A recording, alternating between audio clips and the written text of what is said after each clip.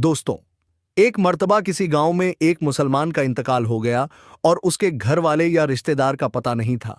और जब किसी मुसलमान का इंतकाल हो जाए और हालात ऐसे बन जाए कि उसके घर में कोई भी मौजूद ना हो, उसके रिश्तेदारों के बारे में पता ना हो, तो ऐसे में गांव वाले और आसपास के लोग यह जिम्मेदारी संभाल लेते हैं कि इस दुनिया को छोड़कर जाने वाले को हम गुस्ल देंगे और उसको दफनाने का भी इंतजाम किया जाएगा। इसी तरह जब एक मुसलमान शख्स का इंतकाल हुआ तो उसके घर में कोई भी ऐसा मौजूद नहीं था जो उसको दफनाने का इंतजाम करता। इसीलिए गांव वालों ने यह जिम्मेदारी संभाल लिया कि इस मुसलमान को गुस्ल दिया जाएगा।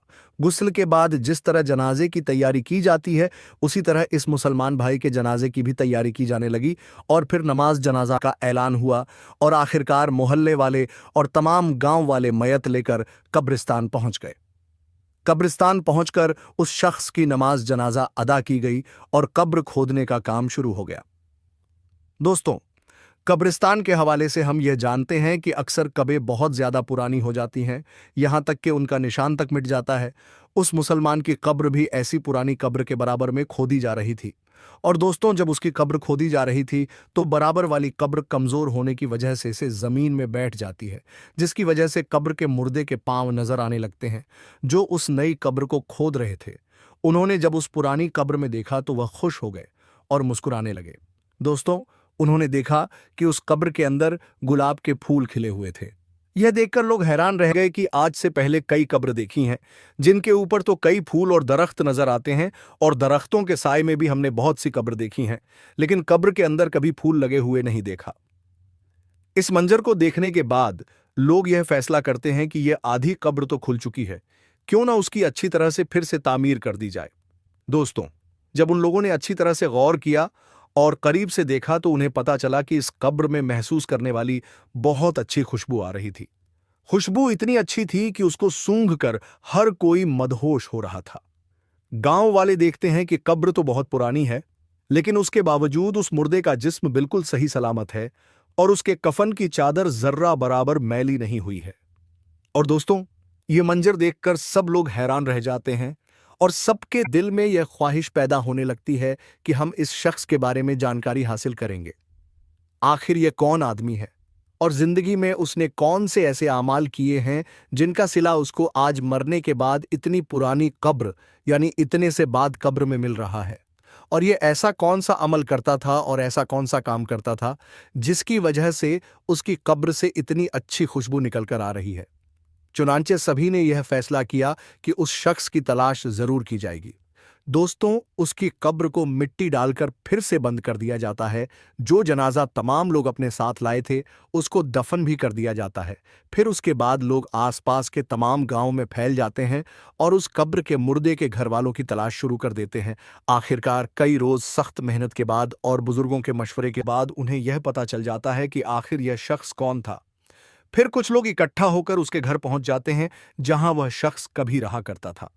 बज़हर घर दिखने में बहुत ज्यादा पुराना लग रहा था और घर को देखकर यह नहीं लगता था कि यहां कोई रहता होगा। लोग उसके घर का दरवाजा खटखटा है, अंदर से बहुत कमजोरी सी आवाज आती है। दरवाजा खुला है, आ जाओ। गांव वाले मिलकर घर में दाखिल होते हैं।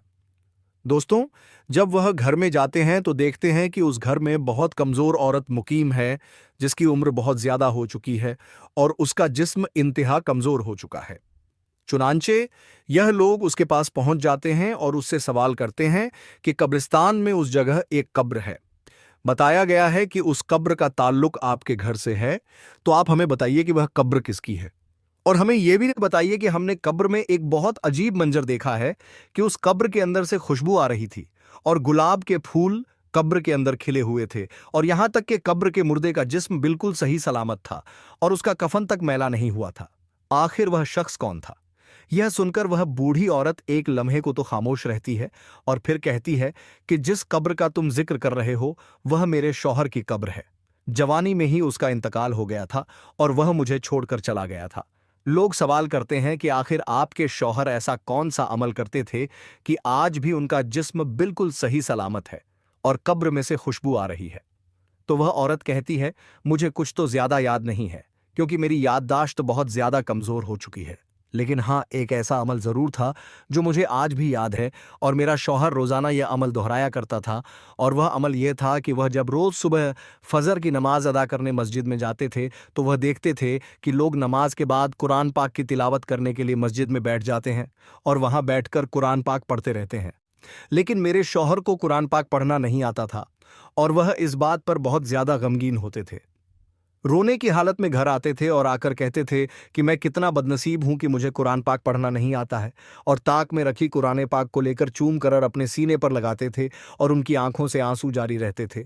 और कुरान पाक को खोलकर जो भी आयतें उनके सामने आती थीं, उन पर वह अपना हाथ फेरते और कहते थे कि या अल्लाह, तूने इस किताब में जो कहा है वह हक है और तू सबसे बड़ा सच्चा है, तेरी किताब सच्ची है। और वह काफ़ी देर तक मुख्तलिफ आयात पर हाथ फेर कर यह अल्फाज दोहराते रहते थे और उनके आंसू लगातार बहते रहते थे। उसके बाद वह कुरान चूम कर उसे सीने से लगा लेते थे और उसको अपने जगह पर रख देते थे। और यह काम मेरा शौहर रोज़ाना किया करता था। मुझे लगता है कि ये वही अमल है जिसकी वजह से उनकी कब्र से यह खुशबू महक रही है। दोस्तों, कुराने पाक से मोहब्बत की एक छोटी सी मिसाल आपके सामने पेश की गई है। आजकल कितने ही ऐसे लोग हैं जिनको कुराने पाक पढ़ने भी आता है, फिर भी वह कुरान पाक नहीं पढ़ते हैं। बल्कि कुछ लोग तो ऐसे हैं जो कुराने पाक पढ़ने के बाद उसको भूल चुके हैं। अल्लाह पाक से दुआ करते हैं कि अल्लाह तबारक व ताला हमें और आपको कुरान पाक पढ़ने और उस पर अमल करने की तौफीक अता फरमाए। आमीन सुम्मा आमीन।